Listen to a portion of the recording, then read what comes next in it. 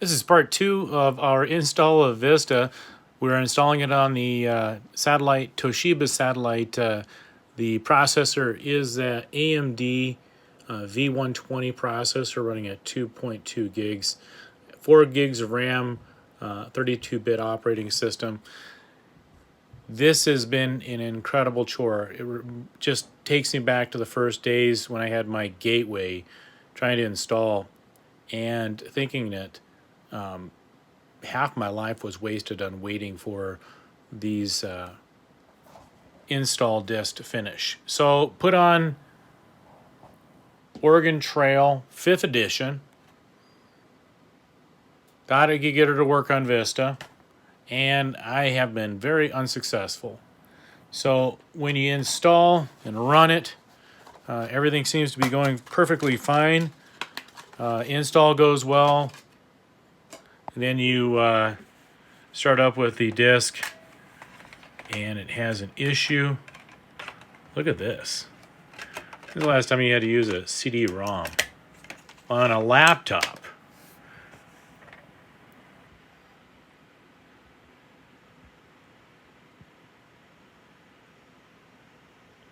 For the most part, everything else is extremely responsive in this. Gets up and goes. Let's see if we can get this to play. This game is quite the catch.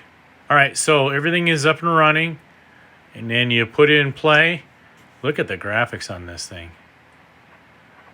And the continuous loop, and then we have 100% CPU usage. So I'm going to do my control delete. See if I can do this with one finger. Okay, so you got to see how you have to do it. Take 2 fingers, one down here, and then use your pinky and then click it. Okay, so task manager. Look at that. 95% for the OTS.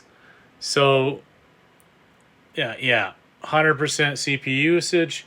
Physical memory, only 17%. There's not very much going on here. The only thing that was installed was Vista and this program. So, now it's a far cry from Ryzen. Threadripper basically chomping away at the bit. The only problem is that I'm not going to be able to deliver this to my neighbors. I have to deliver this. And I just can't get Oregon Trail 5 to work. So what is really interesting about this particular video is noting that when you go for the better part of about 10 years using some of this, I mean, look at that, 32 cores just sitting waiting for being used. Back to this, where I got 100% CPU usage and it can't run a game that's graphics looks like someone went and took a cartoon character and a few maps and threw them together. So anyways, we are still waiting for Ryzen 3 to come out.